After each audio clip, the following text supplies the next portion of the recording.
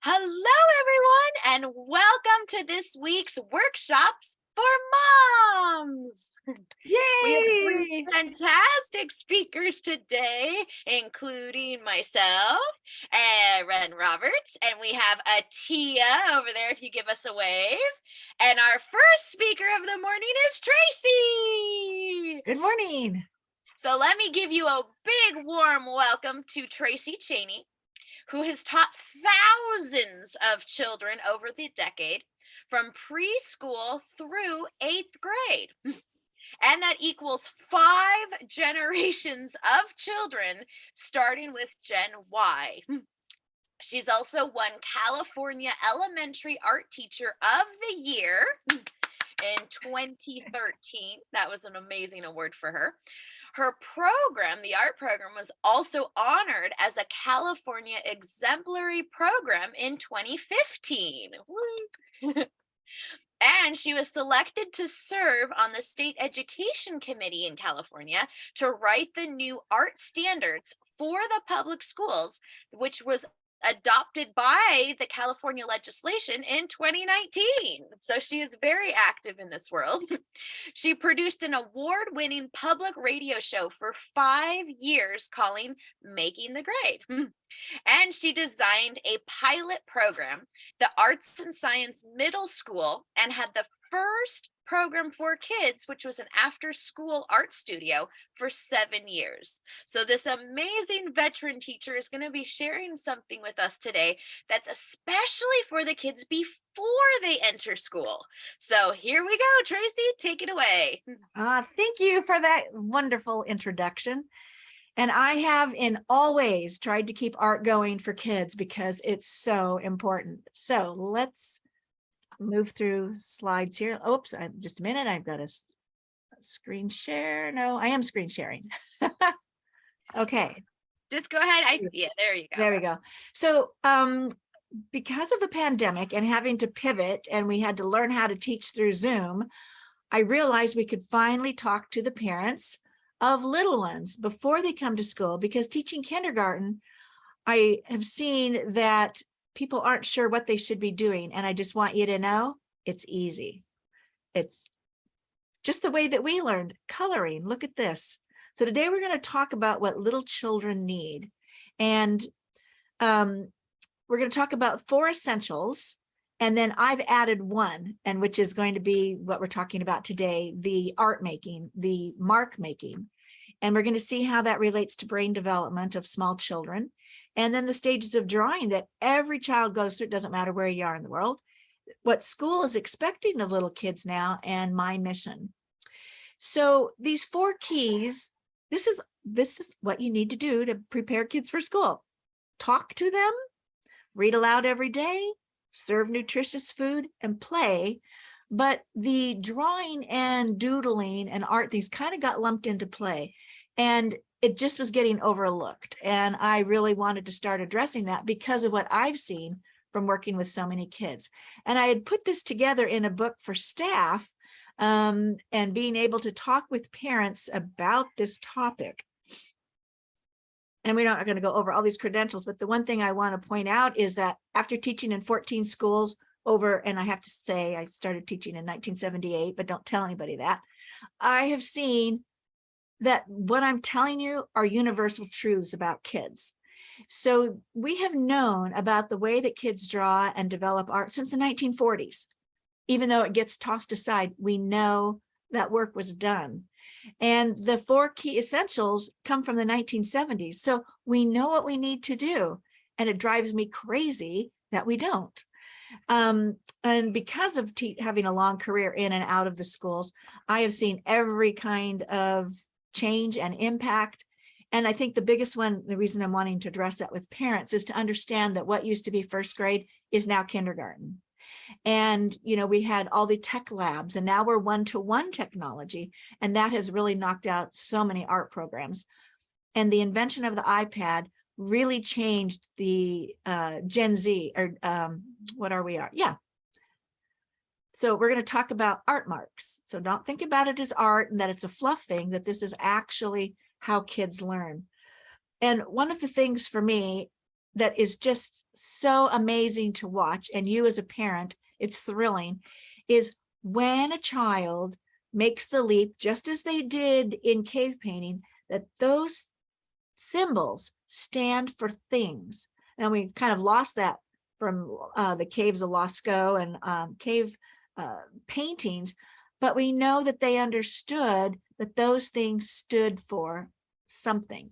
And that's the leap that kids start making around age 3 or 4, depending if you're drawing.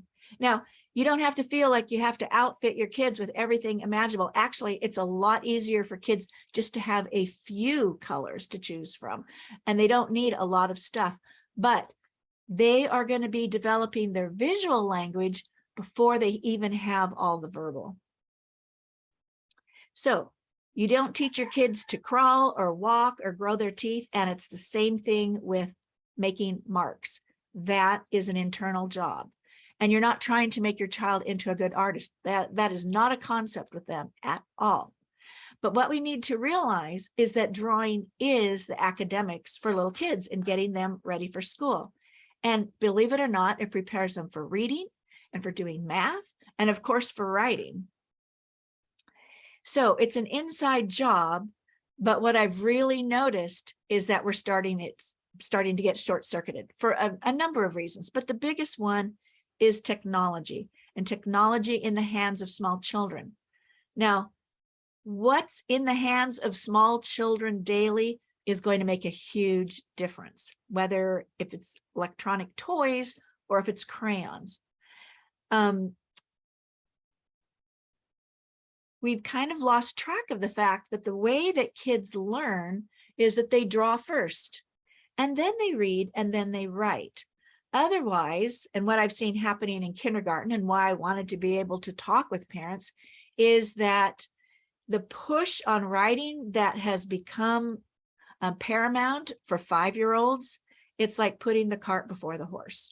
Kids, if they are coming to school without having a lot of coloring in their background, this is a very hard task. And we make school very hard right from the beginning. And it's over this point, because you cannot teach children beyond their developmental level. And we keep trying, and we get all these, things from on high, and teachers have to do this, but teachers will tell you too, that what they're having to ask kids to do is beyond where they are developmentally. And they get there by drawing their way there. So how is scribbling tied to your child's brain development? I love scribbling, and we can't lose fact, but we can't just minimize it. When your child starts scribbling, it is a major event. Now, there are 3 stages of scribbling that kids go through. And one is that first, picking up anything, and it's just movement. And it's like so thrilling for a kid. Or chalk. If you have chalkboards, just letting them do that, because they need to start getting control of the material. But if they don't go through this stage, they don't have an opportunity to do that. Then we get to stage 2, which is controlled scribbling. And so being able to start circles start appearing and having some control of the materials. And then when kids are actively drawing and naming things within the scribbles, that you're right in that process of moving to the point that symbols stand for things. And that is just the most thrilling thing to see in a little child. So random scribbling is a good thing, but I noticed that, when kids start reaching for the pen or these different things, they may be sitting in your lap, and, we take those things away, and I'm encouraging to say, oh, that is exciting, move forward with it. And the child is going to direct this, because one, they just have to see what this does. They observe you, and of course they're going to copy what you're doing. But this is already starting to strengthen these muscles that they're going to need for kindergarten. So in this stage, when you start to see that they're actually being able to control strokes, well, that's the beginning of penmanship. We need to be doing that to be able to move into writing. And here's where you can actually start having some conversations with your child to let them tell you what's going on, because they are thinking and you are seeing what they're thinking about coming out this way. They may not even be able to talk about it, and that's okay too. We are not trying to turn them into artists. We are letting them be human beings. So when kids start with, and this does take practice, that they can start now taking those shapes and joining them together, that is a skill. That is showing that they've got control of the material. And you're going to see the shapes just float around the pages. And they also are starting to draw what they see the most, and that's your face, and that human beings smile. Now focus has started to increase to being able to sit and draw for like 10 minutes or 2 hours. And that's what you want to see, is that engagement. That is it's heart and mind and hand all working together. And we start seeing the emergence of people, which we're going to talk about in a few minutes. And they are starting to name things, but color has nothing to do with, if they say I'm coloring our house, and your house is yellow and they're making it blue, they don't see assigning color to things yet at this point. So it's not wrong. Just let them talk about what they're doing. When kids start like asking to write their name, you can see this is our granddaughter, Anne, and she's sitting in a Frozen costume. And what did she want to spell? Elsa. And Elsa was all over the place. And that was of high interest to her. And that's what you need to have. The child takes the lead on what's important to them. She didn't want her name. She wanted Elsa. When we move into the next stage, and this is where we want kids to be ready for kindergarten. So you can see it's going to take a child a while. They need to have lots of practice drawing. You can't skip it. You can't make them work through it faster. You just let the child take the lead, and what they're interested in, they will draw. But when we start seeing, let me back up to this a bit, recognizable things that they're drawing. It's like, now this is the way I draw a house. So the little boy, in the middle, he's going to, boy, we're very touchy here. But what I want to point out without knocking my slides. Okay. Notice when kids are starting, this is a natural thing. They make the bottom of the paper the baseline, or they'll draw a line. And they are perceiving now, that's a little bit of perception, that they are seeing that things rest on the ground. We are ready for reading and writing. So when we can see Picasso's, a fantastic artist, came back to wanting to draw as he did when he was at this stage. And that's what so much of his art is about. It's fresh and it's working those things out. And that's what a child is doing, is working out, how do I represent this thing now? Because I understand that shape stands for a house. It's the most magnificent thinking going on. So I mentioned about the emergence of people, and this is what I call tadpole people. I love them so much. And people will make fun of children's drawings, but actually what this represents, and this is a really tiny human being, age 3 or 4, they have observed you. Your face has been in their face since the day they were born, and they have studied that face, and they start to draw it. And your children are really short and you're giant to them. And so it does look like legs are coming out of the head. They're working this out. This is a human activity that I see. So it doesn't matter where I've taught or how long ago or recent. This is a human activity. And so when that starts to emerge, it's so exciting, and they will never come back to it. So save them, because they're just such phenomenal drawings. We see then, a child, is recognizing that arms happen and figuring out where that goes. And we start seeing arms instead of coming out of the head, because, when you're little and you're being held by your mom, kind of looks like that. Those arms are coming out of your head. So as they're on the ground and they're getting a little taller, their perspective changes, and they are drawing that. So when children start to realize that human beings, there's 6 body parts, there's a head, there's kind of this big body, and there's things sticking out of it, we're ready to go. We're ready to read. We understand now, because they are perceiving that, and they did that themselves. As children draw along, you start to see their work at trying to get necks, and they've kind of moved those arms around. They're starting to, fingers, all of that things tells you right where they are. If you would like a handout of this, you can find this on my website, because it just helps you figure out where your kids are in the developmental process. And it used to be, for years, I would encourage kindergarten and first grade teachers at my school. I would just give the kids a project. Let's draw your family. And then we could lay all those out on the floor, and we could really tell where the kids were and who was ready to be in the high reading group, who was going to need, let's look at this a little bit closer. We spend so much money on reading tests before the kids start school.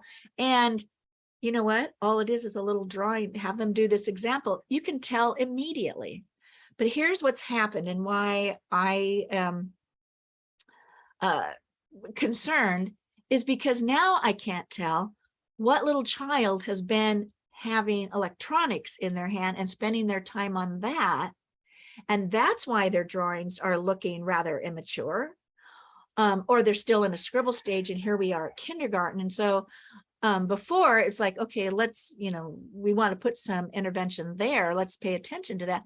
So now I don't know if it's just lack of experience and seeing it more and more coming through my kindergarten classes.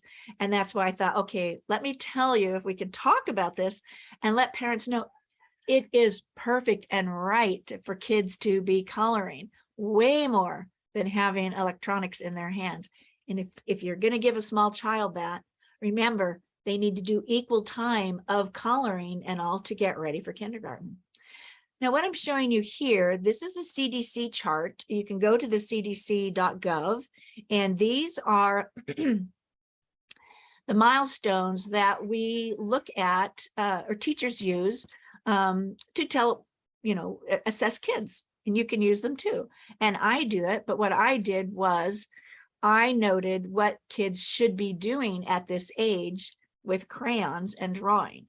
And so at 2, don't be afraid to give them the crayons. Yes, they are hard on them because they have to learn to back up. They need to find out, well, okay, I'm ripping up the paper. They will start backing up on that. They need the practice to do that.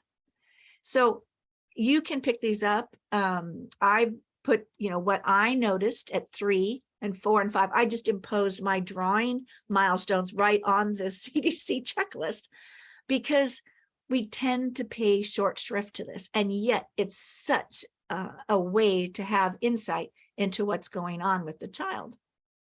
Again, you can't even teach your child this. They're going to do it themselves. So here we are now with first grade has become kindergarten. We're demanding that children do a lot more at age 5. Well, I'm going to back up here to what we expect preschoolers now coming into preschool. So it shows you that if you look at the pre-writing skills, this is where drawing and coloring really comes into play here, is because there's also an expectation that they do have fine motor skills developing. When kids are drawing and they're at this point, they are starting to put shapes together. That's why they need to do that themselves internally, because then reading will start to make a lot more sense.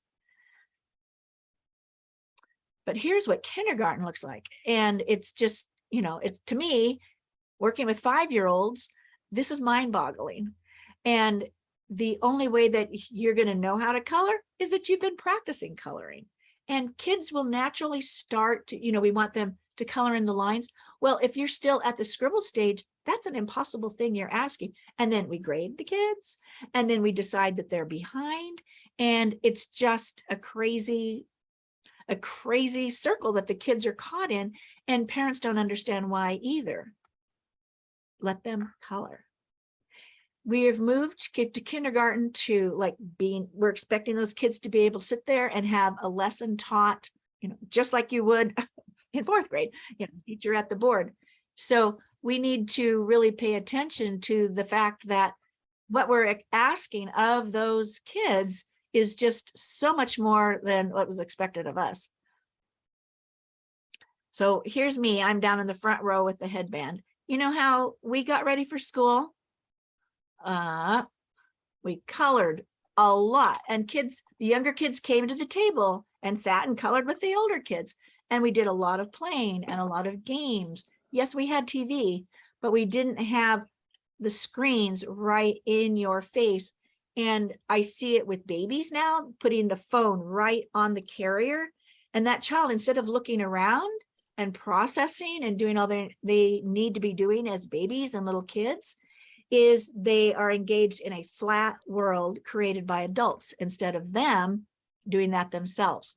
So here's my mission, and why I started talking to parents and realizing I could do that because of having worked on Zoom, is just to get the message out. Yes, you're doing right by having your kids color. This is not something that's idle or just filling time or that you can ignore. The other thing is that in the preschools where, and I've been very concerned, and certainly at kindergarten too, is how little art time is actually taking place. And if you're spending your time at preschool, it's got to have some drawing time in there, not optional. Like, I can do this center if I want to, but there's not clear direction about what we're doing. No, it's got to be taking place for these kids to be successful in kindergarten. And you know, nursery teachers have 12 units. That's all that's required. Is this covered? No. I've had those discussions. Okay, so I invite you, if you'd like to have that free download of how to draw people and the milestones that kids go through, just go over to my website and you'll see there's a preschool tab, and go under good stuff, and you'll find also my little doodly character here. There's a coloring page that you're certainly welcome to download too. I can't tell you how important I think this is. And obviously I've spent 4 decades working with kids in a position like myself, where you're the art specialist. I mean, I've been in an elementary school, 1,100 kids. So that's me seeing every single one of those kids by myself in a classroom of 40 kids, but needing to give them this drawing experience. And I will never forget, on this particular Valentine's Day, way back, a kindergarten teacher called and said, "Oh my gosh, the principal said no more art making in kindergarten." I went, "What?" I flew out of my room and ran, and this was a really long hallway, all the way down the hallway to the administrator's office, and said, "No, you can't do that." And what we've been doing is taking away the very thing that kids need. And that happened to be a school, an inner city school, where children did not have coloring things at home. And we were seeing the result of that. And they could not do what kindergarten was demanding that they do because they didn't have this experience. So the more, you know, we get this message out, and you help me with that message too, is that this is a really important thing that children need to do so that they can accomplish what we want them to do in kindergarten. And once they're there, kindergarten should be, you know, it should be a flowing, thriving experience. And that's what we want to have for all of them. So thank you for letting me share my soapbox with you. And I don't know if we are going to have a question and answer at the end. And let's see, I have like 3 minutes before I get to introduce the wonderful Atiya. And the thing is, I can fill up the time. This is me. I prepared a talk when we were, this was when No Child Left Behind came in, a talk for the district administrators, no subject left behind. And personally, we really did get to see this with our grandchildren who were adopted out of foster care. And we had a 5-year-old who had never been, nobody had ever read aloud to him. He didn't have any sense of numbers or the alphabet or any of that, and going into kindergarten. And I will tell you what I learned from that experience, as much as like my husband was working with him on learning his letters and stuff. You can't cram all that stuff into a little child. And it's really hard to make this up. And if you think that it's going to happen in school, it can't. The curriculum is like a train, and it's moving the minute you get into school. They've got all that stuff to have to teach. And that's why you parents to know all of this before you come will make a huge difference for your child to really enjoy and thrive in kindergarten. Okay, now it is hard for me to stop on this topic. Hello, Anita. Nice to see you. Okay, so let me introduce our next speaker. Atiya, the first time I ever went to one of Atiya's talks, and now here I've been teaching a long time, I was just blown away. She's a specialist coach and she trains parents in connection strategies. And what's so interesting is how it flows around the language and the language patterns that we use. And she is really big on helping parents connect with their kids and the whole family realizing their creativity and bringing that out. She's the founder of Super Smart Stories, and this helps parents develop the narrative of how, one, to get rid of their limiting beliefs and patterns of behavior so that doesn't get passed on to their kids. She is a neuro-linguistic master coach and trainer, and she's been doing that for 20 years. She also was a nurse and worked a lot 37 years in the UK in healthcare, and she worked on improving all of those the delivery systems and what needed to be happening there. What we love is her unique talent for bringing visual strategy here, which I've been talking about, and bringing that to others to unlock their creativity. And she's contributed chapter 2, an Amazon best-selling book, When Love Speaks. And she really does speak from that place of love. So let me stop sharing and get myself out of the way. And Atiya will move your slides in. Now, this is the technology we all had to pivot to, and you parents too. We all had to learn this without anybody teaching us this. Hello, welcome. I just wonder, Ren, could you pin me on the post so that thank you. I am pinned. Okay, great. Okay, welcome everybody. I'm just going to pivot to my slides, but I just want to say thank you very much for whoever's here today. I welcome Anita, Michelle, Ren, and Tracy, and thank you for that wonderful introduction, Tracy. Really happy to be here and share with other people and anybody who watches the recording. I am just going to share my presentation. And here we go. Can everybody see that? Yeah? Yeah. Yeah, great. Okay, so my presentation today is called Effective Personalized Connection, and it's connection with your children. That's what I'm particularly interested in, but actually these strategies that I'm going to be sharing can be applied for adults too and work colleagues. So you get a 2 or 3 for 1. So here we go. Let me start first by asking you a question. So if you wouldn't mind in the chat, the question is, how satisfied are you right now communicating / connecting with your children? And even if your children are fully blown adults, where 1 is not so good, 10 is excellent, i.e. I'm good and I listen all the time. Just have a quick moment to place in the chat where you feel you are right now.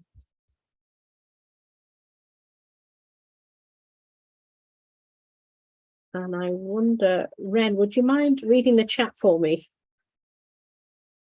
Yes, we've got a 7 and a 7.5 coming in. Okay, and the rest is 7. That seems to be a little theme. okay, cool.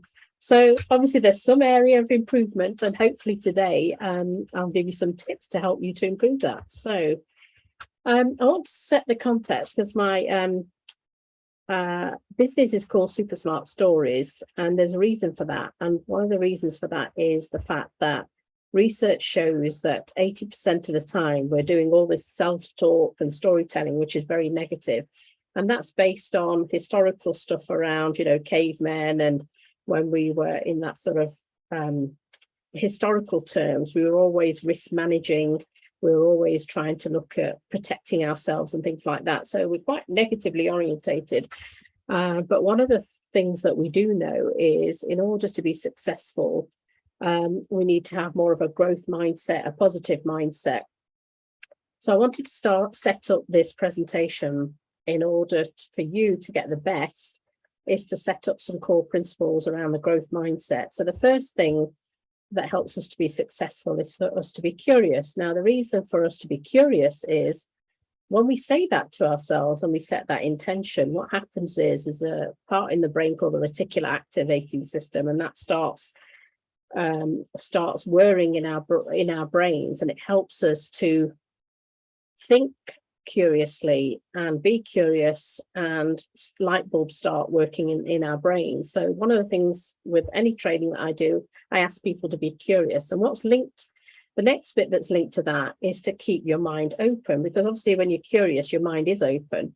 But the other thing I noticed was in workshop for moms or any training that you go to, we're all experts in dealing with support and learning and things that we can share that can help support moms with their connection with children and their day-to-day life. And sometimes we have an overlap of that training, and some people are saying the same things or slightly different way. But what I do know, and this worked for me, is I used to do the same. When I heard something that somebody else said, my mind was shut off thinking, I know that, I can do something else. But what I do know is when you hear the same message told in a slightly different way, sometimes it lands for people differently and it embeds. And one of the other key success factors, actually, repetition is great for embedding new learning for us. So one of the things I want to just ask you to do is I recommend is to keep your mind open when you hear something that you've already heard, rather than close your mind off. The third element is about the expansive and the constrictive mindset. So what I know is that obviously I'm in the UK, as you can tell by my accent, so it's sort of 5:30 in the evening here, and over there it's in the morning in PST, if you're in PST land. And so, you know, we've had a lot of things that we've been doing this morning or evening or wherever we are in the world. So in order to be present to this training, I just like to ask people to take a couple of deep breaths, or just even one deep breath. So that's what I'm going to ask you to do now. So if you could just take a deep breath in for 3 and breathe out for 3. And as you breathe out, just allow yourself and your body to relax and release any things that have been going on in your world.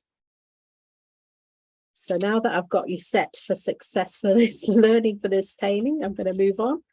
So the next thing I want to say, why would you want to learn anything from me? Why am I here? And so I'm going to tell you a story. So I hope you've got your cup of coffee or your tea or your drink and sitting comfortably. So once upon a time, there was a little girl called Atiya Chaudhry Green, and she is 7 years old, and it's 1972, and she is in her school. And at school, this one particular day, it was a gloomy afternoon, and the headmistress asked all the form teachers to congregate all the children into the assembly room. And so we all assemble, and we're all sitting down as children on the floor in our class rows, and the teachers are sat in chairs on the side of us. And the headmistress with Mr. Wildsmith roll in this trolley, and on the trolley is perched a TV screen. And the headmistress, Mrs. Blackberry, goes, "Quiet, children," and clicks on the knob on the TV. We didn't have remote controls in those days. And the Sooty and Sweet show comes on, and that's a puppet show. And it's about these puppets who bicker and go on a journey. Anyway, so it's silence in the hall, and we're all sitting there eagerly watching the program. And all of a sudden, there's a voice that goes, "He's over there."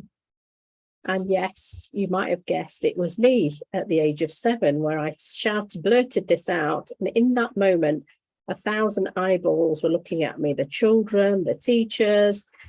And guess what I was doing? I was like so embarrassed. And I kept replaying in my mind, what did I do that for? How stupid did I look? What are people going to say? Oh my God, why did I do that? I just kept replaying all this negative self-talk in my mind. Anyway, so let's fast forward into adulthood, and I work in healthcare as a nurse, and I move up the ladder, and this one one day I've moved on, sorry. This one day, the work asked for if we wanted to do some development, and I wanted to do this NLP, neuro-linguistic programming course, because I saw a big change in my brother. So anyway, I went on it, and the trainer said to us, think about something about yourself that you're curious about, and we're going to do an exercise on it. So anyway, we do this exercise. And what I was curious about was, when I was older, why I couldn't speak in small groups and why I couldn't speak. You know, we would be set up on a project and other people were talking. It wasn't that I wasn't invited to speak, but somehow I just didn't speak. I resolved it later on in life, but I sort of explored that. So they took me back and they said to me, close your eyes. And when was the first time you were in a large group? And guess what? This scene of my 7-year-old self came up, and this scene of, you know, what I did and what I negative self-talk. And I thought, aha. So what happened was there is I programmed my mind so much about how stupid I looked and how embarrassing it was, that my unconscious brain and ego, when I was an adult in large groups, would say, don't speak up. You know what happened last time.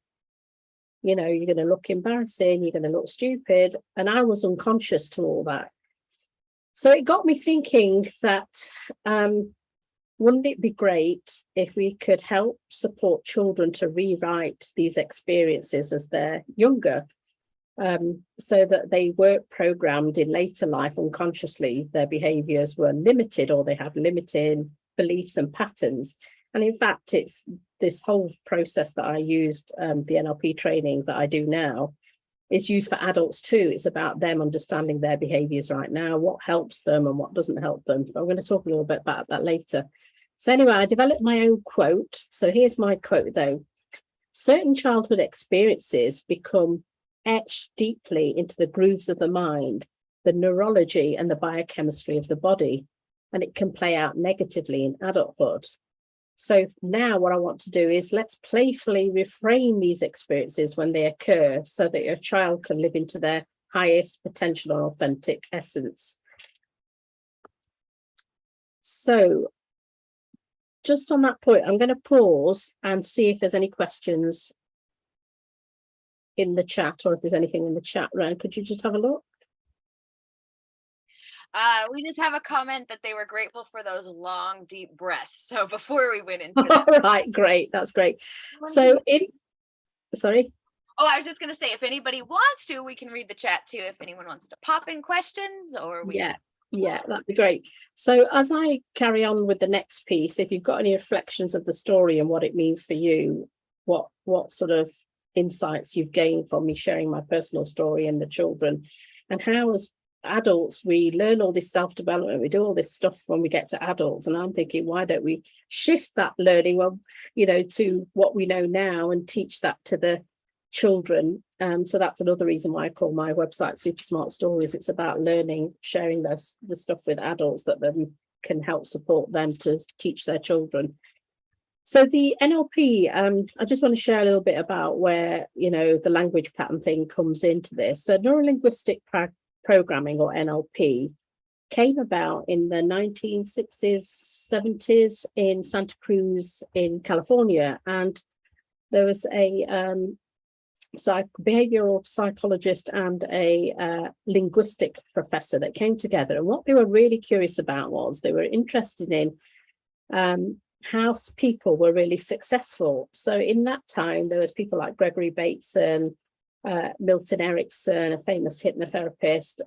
There was Virginia Satir, who dealt with family therapy systems. And they looked at all these people that were highly successful and looked at how they asked them lots and lots of questions and gathered all this rich research data. And they looked at what were the common themes that were coming out. And this is where the NLP comes in. So what they noticed was, from a neuro, there's the mind-body connection that happens through our senses and how it works. So they analysed what was going on for highly successful people in the neuro sort of side of things. Then they looked at linguistics, the language successful people were using. And the linguistics from an NLP is the language we describe, is the language that we describe and categorize our world that supports us to make sense of our experience. So today I'm going to be giving you some hot tips on the linguistic side of things. And the programming is about, you know, successful people are programmed for success. They do certain activities. And of course, each of us, we have successful strategies that we use and some not so successful strategies. So the program is about sequences that are recurring in ourselves, patterns of our thoughts and our behaviors. And some of that can help us and some of that can hinder us. So NLP is about those three elements.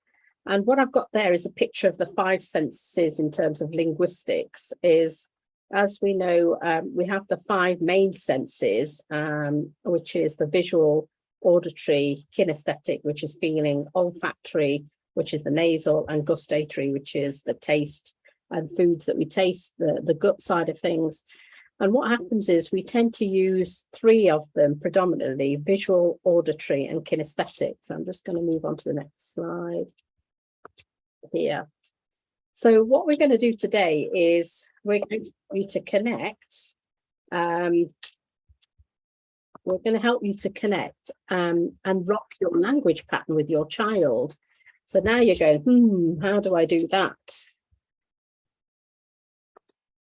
So how we do that is, what we want to be doing is, I call it, somebody needs to mute, call it playful parenting, because part of the way that I teach is I want people to feel light and be playful, as opposed to feel too tight in their bodies, too tight in their brains, because the more we calm our nervous system down, the more we call it playful as opposed to playful parenting, the more relaxed we are, the more that we're going to do things and apply things, and it feels a lot calmer. So in terms of the language patterns then, as I call it, is, and in the teaching field, they call it learning styles. Learning styles is one thing, and it overlaps with this. So we have visual words. So visual words that we use are things like, we'll say things like see, oh, look at this, oh, look at that view, look at that beautiful colour, oh, let's watch TV. Auditory words are things like hear, sound, listen to me, oh, it's so noisy out there, oh, look at that tone of that voice. Oh, you see, I said look at the tone of the voice, look meaning visual. So as you can see, I'm quite visual as a predominant sense. And then there's kinesthetic words like feel, hurt, happy, when you throw something, soft, things that invoke feelings inside us. So what you'll notice is we use all those three styles of words, but what we need to do is, in order to make deep connections, and if you want to have fast and effective connections, is we need to detect the programming and the preference that we have. So we have the three styles, and what we need to do is look at what our sensory language is. Which one do we use first? Do we tend to, when we speak, do we use the look type words? Do we tend to use the auditory sounding words first? Or do we tend to use kinesthetic feeling type words? So the way that you can actually do that is review your own way of communication. So you might look at your emails that you've sent to people, or text, or how you speak, you know, when you're having a conversation, even record yourself and just replay it and see. But the main thing is that, again, what you'll notice is you'll use all those three styles, but the ones that you use first is the ones that you've got a preference for. So once you know your preference, then one of the things you want to do is you want to do exactly the same and monitor your child's programming and preference. So just to recap, from a child's perspective, from the development perspective, they start being programmed from the age of 6 or so, depends on how advanced the child is. And based on Tracy's talk that you've just listened to, depending on where they are on the learning curve, they start getting programmed at the age of 6 or 7. So again, they'll use all those three types of words, but they'll have a main style that they want to use more frequently and first. So what you want to do for them is review their written work, or if they're older adults, teenagers, any emails, texts, and how they speak, and just do a bit of detective work and look at their way, which communication style or sense do they use first. So let me make a bit more sense for you in terms of a client story. So let me just check on time. Oh, okay. So So a client success story was, there was a mom and she was very kinesthetic. She would use words with a 16-year-old daughter, such as I feel. The daughter was visual and auditory, and what I did was ask the mom to use the visual words first when she was communicating with a child. So rather than say, I feel blah, blah, blah to a daughter, she would say something like, you look lovely today. The colour suits you. So what I've highlighted in green, in yellow is the mom's preference. Her style is I feel. And what I've highlighted in green is the mom switching her style to start consciously saying, you look. So you use visual words. You look lovely. The colour suits you. In fact, I love that skirt that you've got on. And the success of that story is the daughter asked her to go out, asked her mom to go out, which she never did before. Now, I'm going to play you that interview that I did with that mom. It's slightly different because she's had lots and lots of conversations with the daughter, but let me share with you what happened, because I think it'll be more powerful. So here we go.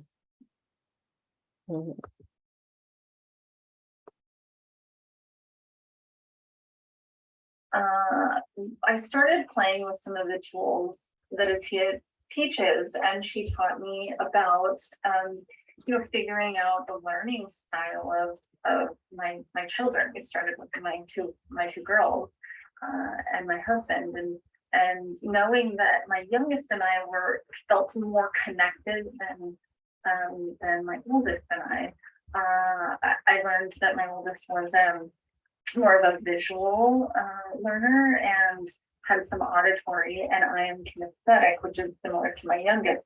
And so I started playing with my language and speaking to her and using more visual terms.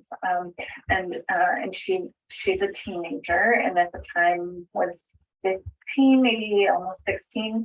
And so this is a transition period for that age, right?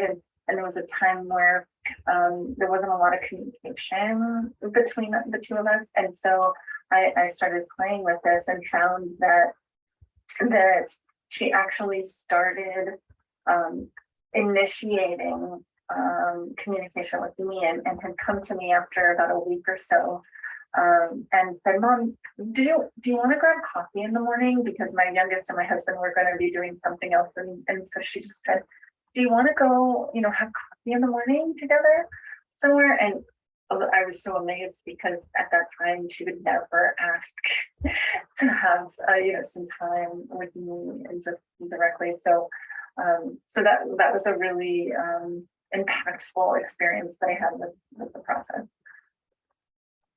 Thank you for sharing that.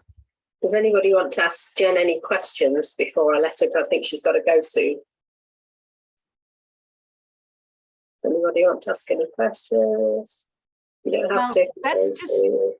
That's just amazing to be able to. Question for how you discerned what learning styles your daughter had. Yes, so Atiya gave me some tips on that, and I just really listened to the way that she spoke. And Atiya did ask me a few questions about, what she loves to do and things like that. My husband is a musician, and so he's very auditory. So I knew that there was a portion of it that was auditory, but she really talked a lot about imagination. And in her mind, she would envision these, beautiful things. And so that's how I determined. Wow. Sorry, Tracy. Yeah, who was that talking? Sorry. Me. All right. Did you want to comment or? No, I just thought, you know what, if connection, it just depends on being able to speak to your child best in their learning styles. And yes, in school, we talk about that, but have never made this connection of talking to your child in their learning style. Absolutely. And that's where the connection can be, or you feel like as an artist that nobody gets you. And I totally feel that way. Yeah, absolutely, Tracy. And when I talk to a teacher about the learning styles, because there's the overlap, it's the same thing, but from a teacher's perspective, when they think about learning styles, what they're talking about is showing a TV program, auditory, showing, letting them hear something on the radio or whatever as part of the learning style. And drawing on the walls, on the screen or on the board and things like that, using learning styles from a teaching perspective. But one of the things they haven't realized is actually you need to use the words. And so in a teaching setting, and actually when you do presentations and things, in order to connect with people, we need to use 3 styles of language. But what we tend to do is, because we've got our own predominant sense, we'll tend to use, the same one, look, see, or whatever it is. We'll use different types of, say, visual words and less of some of the others.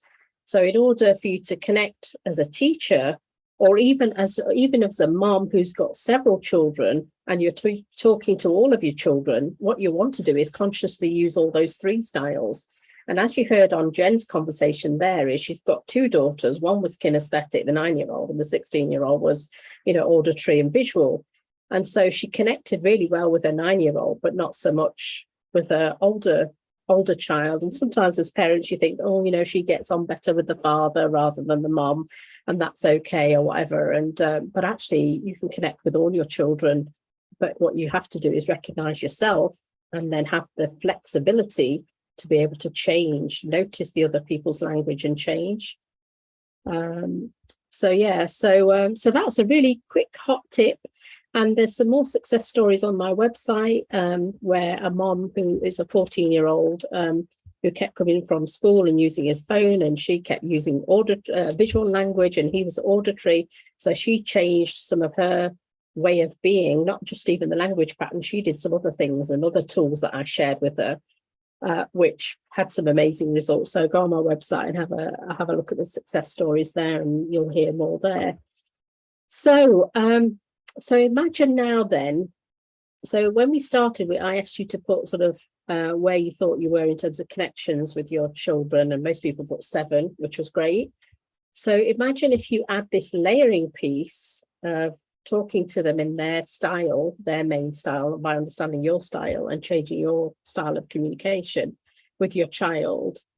What score would you give yourself? Well, obviously not now because you've not tried it, but imagine what score what could happen. So in Jen's case, she had a bigger connection. Her 16-year-old started asking her to go out for coffee, and she had a much more.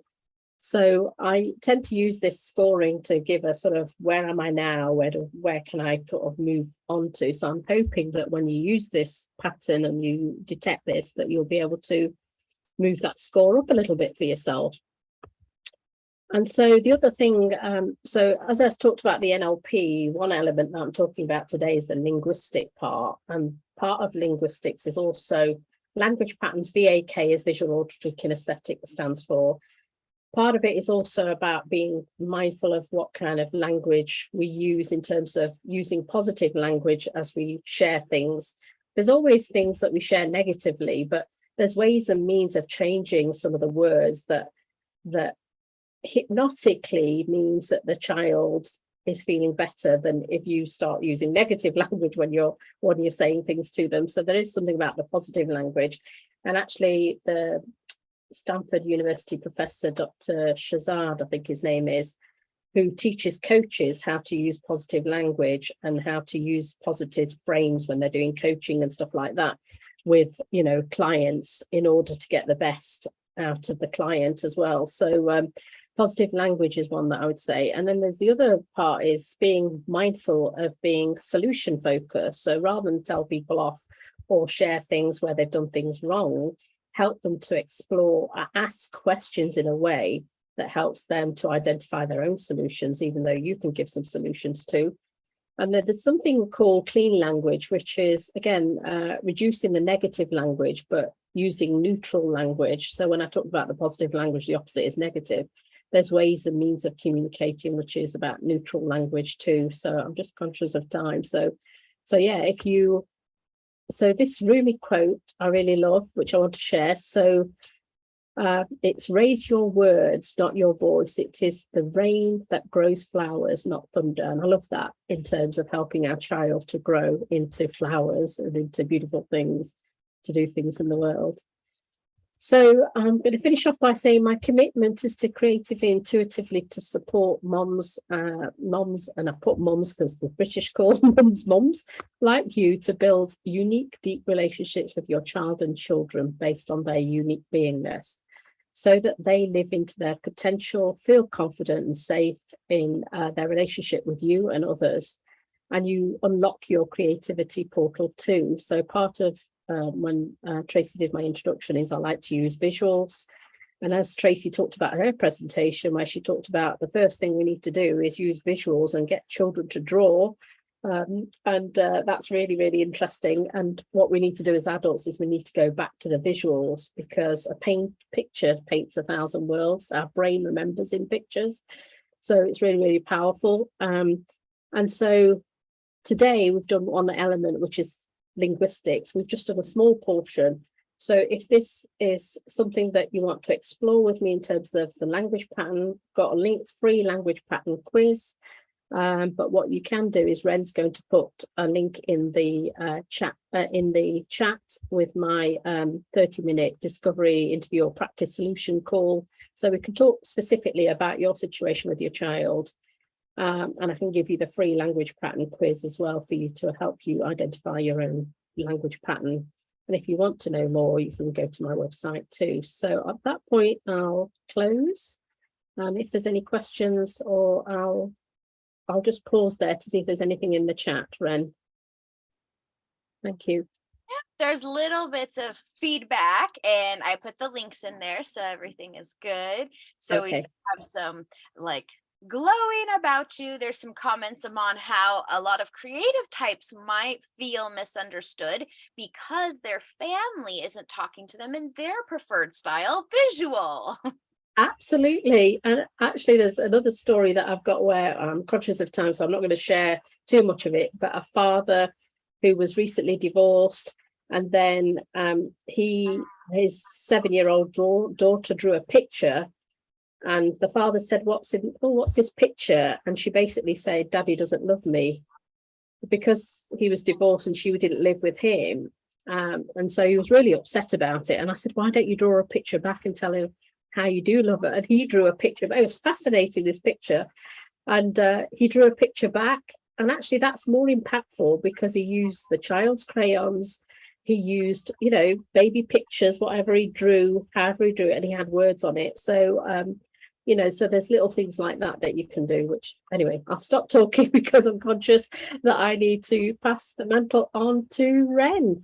So let me introduce you to Ren, who's our next speaker for Workshop for Moms. And so Ren there she is.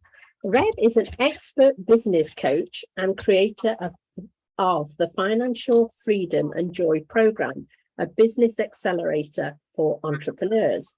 Ren developed the technique she teaches as FFJ through her own experience building 2 financially successful businesses from scratch. And by age of 25, yes, ladies, 25, Ren had grown her first business to become an industry leader in Los Angeles with over 500,000 in annual sales. Woohoo, well done. Then she sold it and moved to Hawaii, wow, where she built 3 more entirely different businesses using the same fundamentals.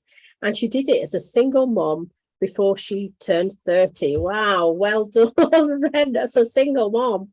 You can do it too, we all can. Ren strongly believes there's nothing mysterious about making the shift to the business owner versus a self-employed mentality when you use her proven method. It's a 2-pronged approach, using widely available technology and cultivating a business owner mindset. She loves sharing her tools that you can replicate. Ren is living her mission to teach people how to build businesses that last, businesses that create freedom, and businesses and people that do good in the world for generations. Over to you, Ren. Thank you all. Thank you for the warm welcome, Atiya. How is everyone doing? Okay, so let's go ahead and jump into the slideshow. Okay, so my slideshow is specifically for our mompreneurs of the day. And so with that, it's for mompreneurs. So how do we rock our business with ease and not have all the different parts and components? And so this is where I'm excited to share with you all of my core tools that I love, and we're putting a spin on it because moms, I know that we're juggling a whole lot. So let's take you there. Hey. So first of all, congratulations for being here. And so one of the core things that I love to share with everyone and start my slideshows out is this 11:11. And having yourself a gratitude moment, whatever time of day it might be. I love to set my alarms for 11:11. And I know some of even our friends on the call have seen my presentations and are doing that. And whatever time of day, whatever reminder you need, maybe it's just a post-it note, is we're going to have more gratitude moments. And I feel like that's a core thing in order to have that business with ease, is having more gratitude and having more flow in our lives. And that's the very first fundamental to be able to really take our businesses to the next level. And for those of you that stick with me the whole time, I have a gift for you. So make sure we have some water. And if you have any questions, we're going to have Q&A time after this, so you can jot them down. And then, as our wonderful speaker Atiya alluded to, we have VAC going on, visual, auditory, and kinesthetic learning. And that's something that I also talk about. And so certain things like we had, writing in the chat, or if you take notes or anything like that, the more that you engage, the more you will remember these things. So although it makes a more fun presentation for me to have you all involved, it also helps you because then you remember these tools and get to create those in your business. So our goals, and always setting this intention for everything that I'm doing, is as I share with you these things, I'm going to share you a lot of content and being aware that the context is our container here. So everything that's shared, you're in a non-judgmental space, especially with moms. So, as we're juggling all of the different things, just to make sure we're setting the stage that this is about you, your business, your motherhood, and putting all those together. And so even if you're struggling with technology in your business and all the different things that you may or may not have to do, I just want to assure you that these tips, moms, you can create a rocking business too. We can do it. So I love to use all of those intentions. Okay, so how are you going to do it? Let's dive on in. So what I teach, just so you have an idea, is I love the course with all business owners. And a lot of these business owners on here are also mompreneurs just like you.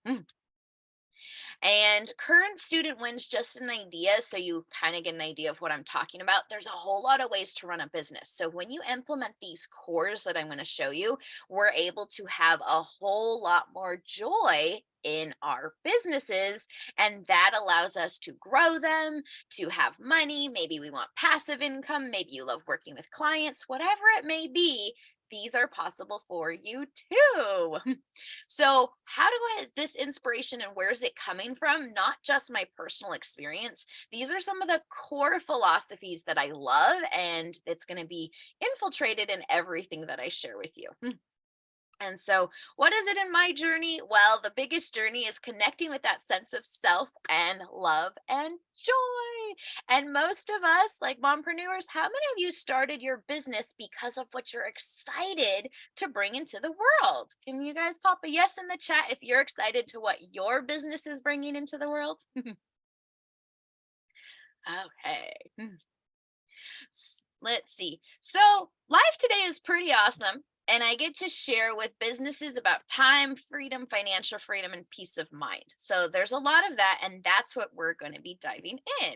I'm just going to buzz through these little things. This is my very first business. So I love kids. I love animals, put it together, and boom, this was my first company, and I got to do all sorts of amazing things. So whatever your business might be, these core principles work in every type of business, whether it's a physical business hauling around animals, or you have an amazing online business and you never even have to leave your house.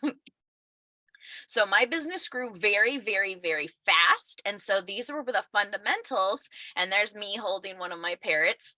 And so these are the cores that are going to be teaching you how to be successful in what we're doing.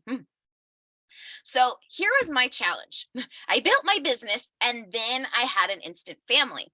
And so I went from work in the business to I adopted foster kids. And so suddenly I had 3 kids within a month. And so business was fantastic. And now suddenly I wanted to be spending time with my family and going out to their friends and all the fun mom type stuff and playing. And this was where the challenge happened because, well, there's kid events every single weekend and kids have parties on the weekends. And so I had to be spending my time working and was missing my business. Missing my kids because of my business. So can anyone relate to that? Oh my goodness, as my business is growing, it's requiring more time. And then I either have to be choosing between family or work. And that's not fun.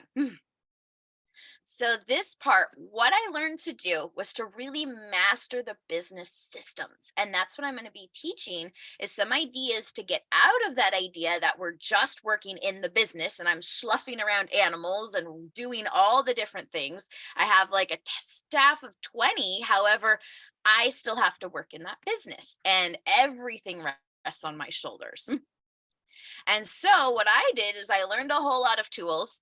And I started doing a whole lot of things and investing in myself, both in personal growth stuff as well as a lot of education and things like that. So looking to you, when we're looking to rock our business, it's as much as investing in the business systems, though if you're pouring all your time into making the business happen and you're not investing in yourself as well, that's no fun.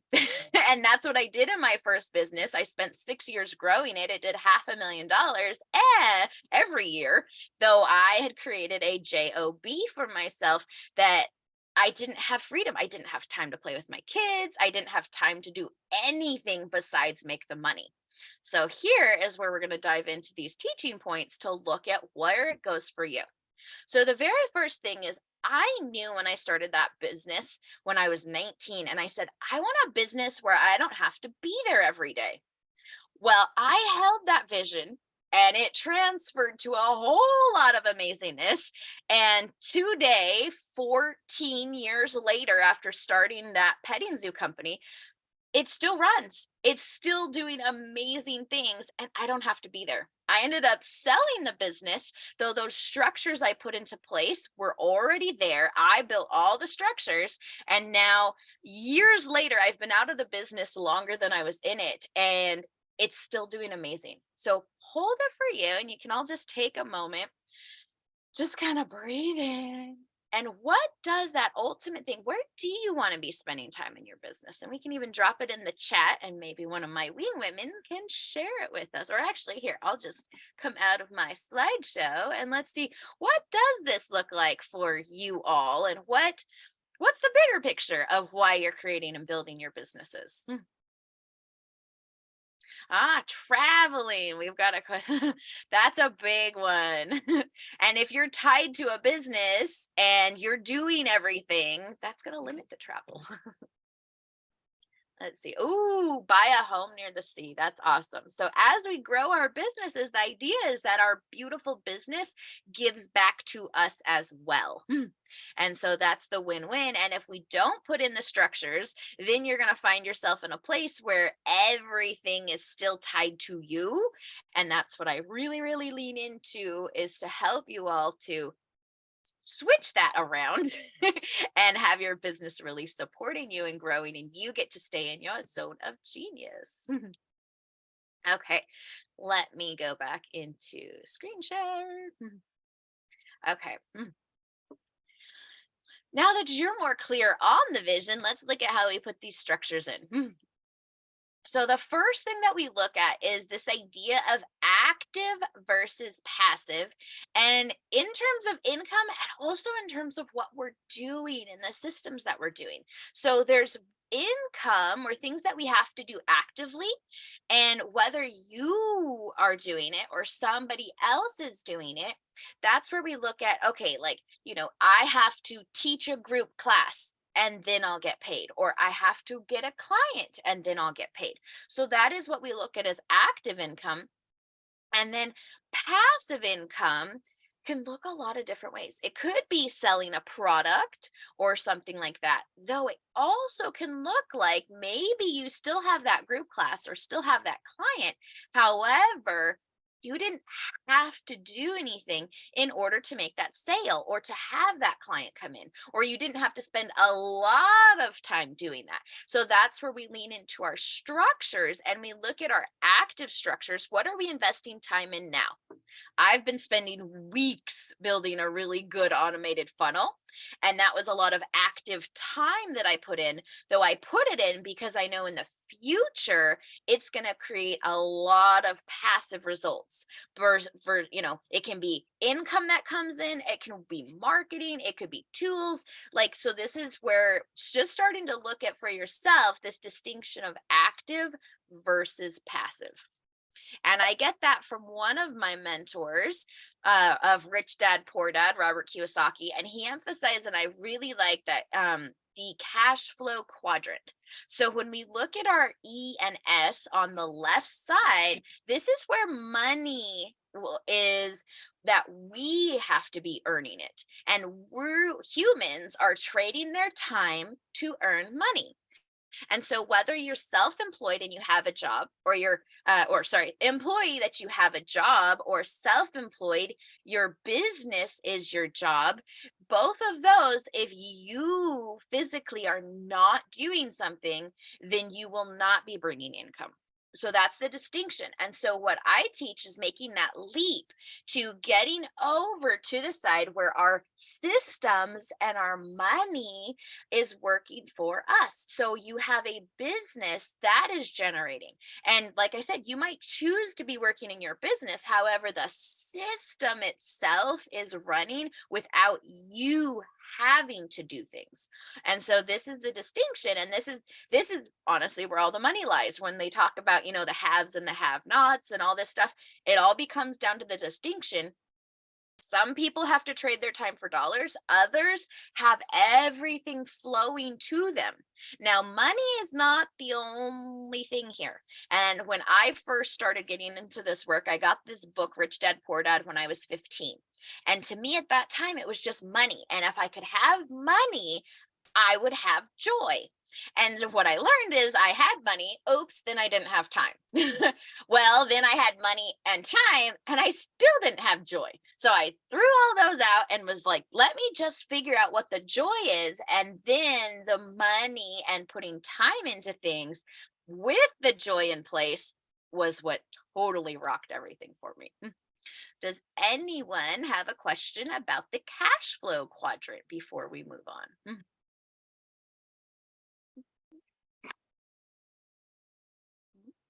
Okie dokie.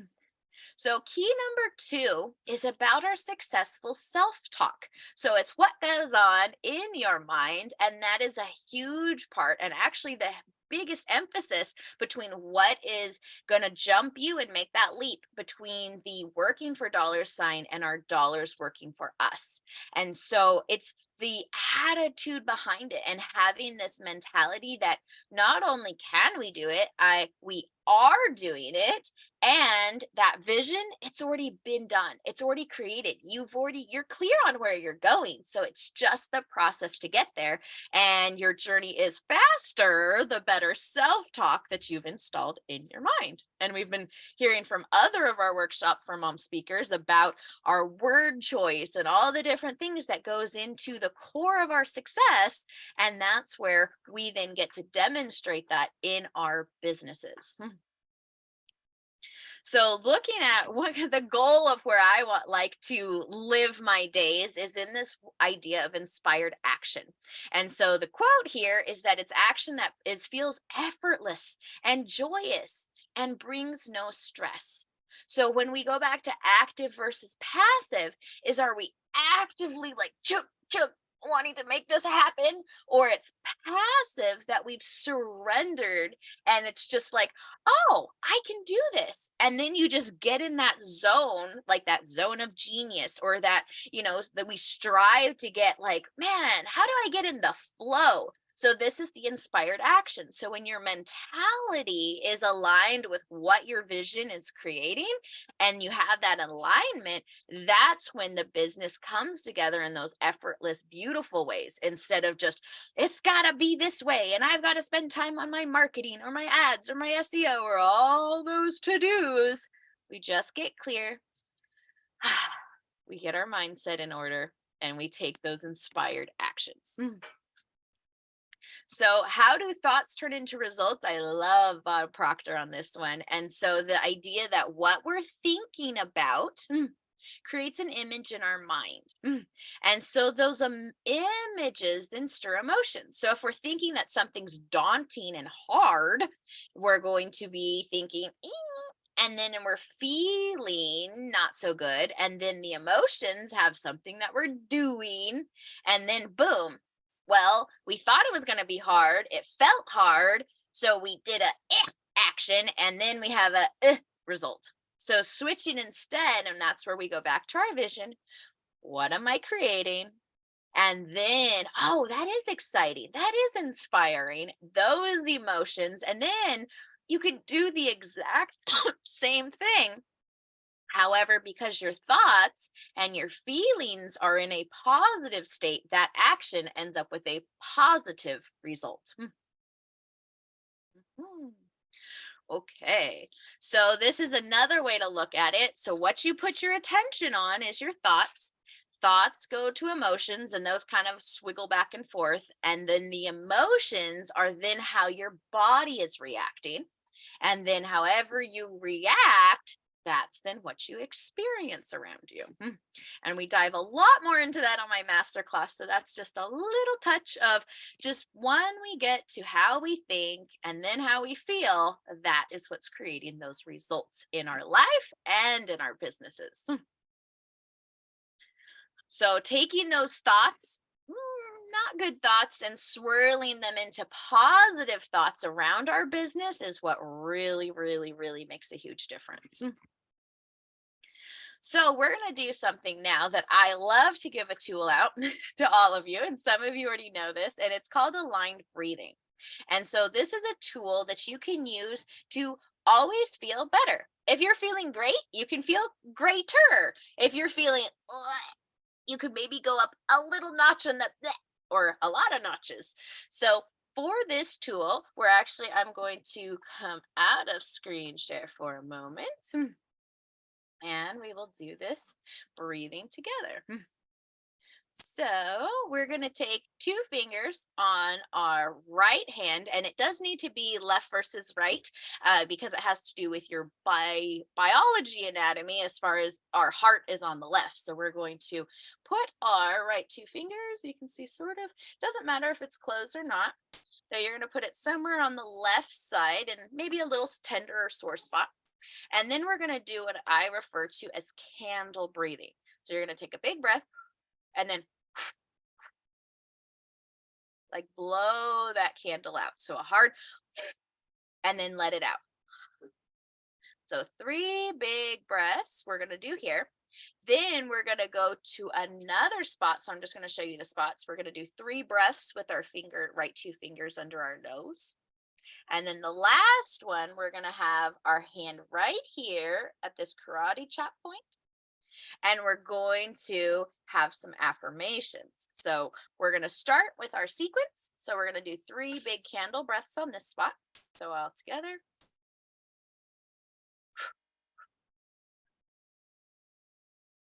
That was 1 and 2.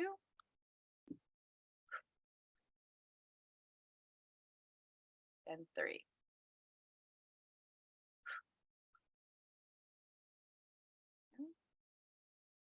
3 candle breaths here.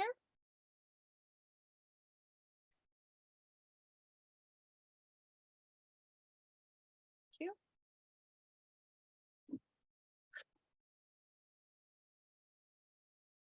And 3. And lastly, on our karate chat point, whatever affirmations that come to mind, especially if it's a business thing and you're like, technology is driving me crazy. Maybe it's the opposite of how we want to feel. Though I like one, and it says, I am calm, I am confident, and I trust myself. So 3 times you're going to repeat whatever affirmations you would like as you tap. So I am calm, I am confident, and I'm courageous. Or, oh, well, that one came out. I am calm, I am confident, and I am courageous. I am calm, I am confident, and I am courageous. Okay, so that is a core tool. We'll put it file save in your toolbox anytime your kids might be driving you nuts, your business is overwhelming, you just stubbed your toe, whatever it may be. It's a great tool to keep you right on track. And let's see, we have a couple more minutes, so let me zoom right along. Okay, and let's see, we are going to go to the last, and then I will share my screen.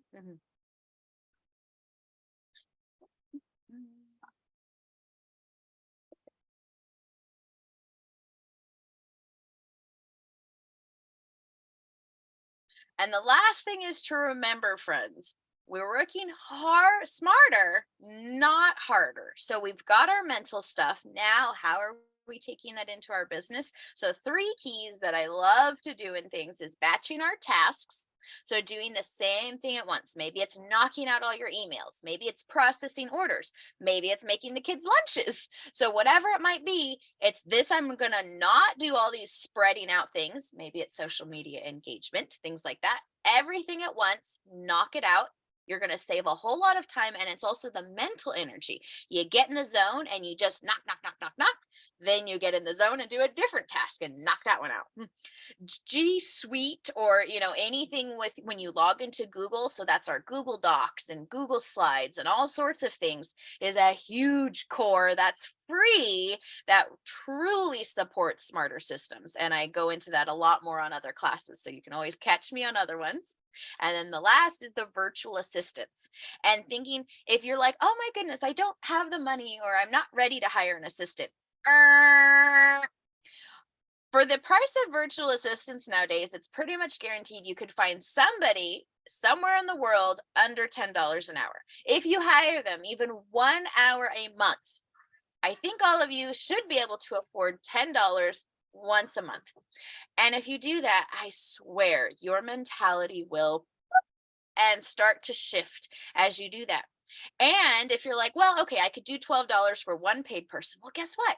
Even doing a trade swap, and let's say with another mompreneur, and you're like, hey, well, here's some little tasks of mine, and here's some little tasks of hers, and you switch, even if you're almost doing the same thing, it starts to help your mindset be in the realm of delegation.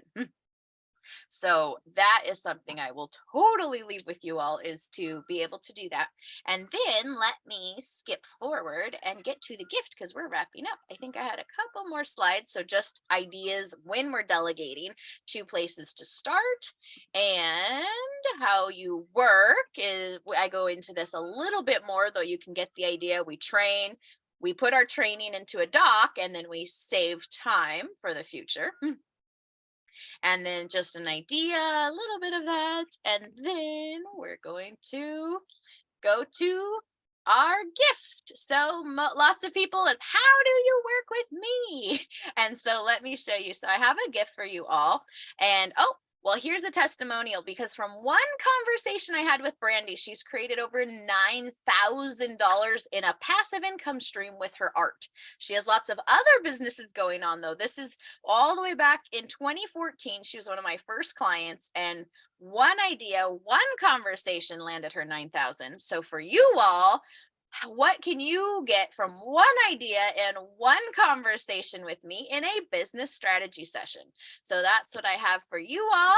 And here's a QR code, and you can jump on my calendar. I also, usually I only do 2 spots of these per week, though for you, anyone that's on the workshops for mom, I added some special time in my calendar today and tomorrow to fit you all in if anyone is excited to jump into that. So perfecto. We'll leave that up, and I think we're about to go into our Q&A time as well.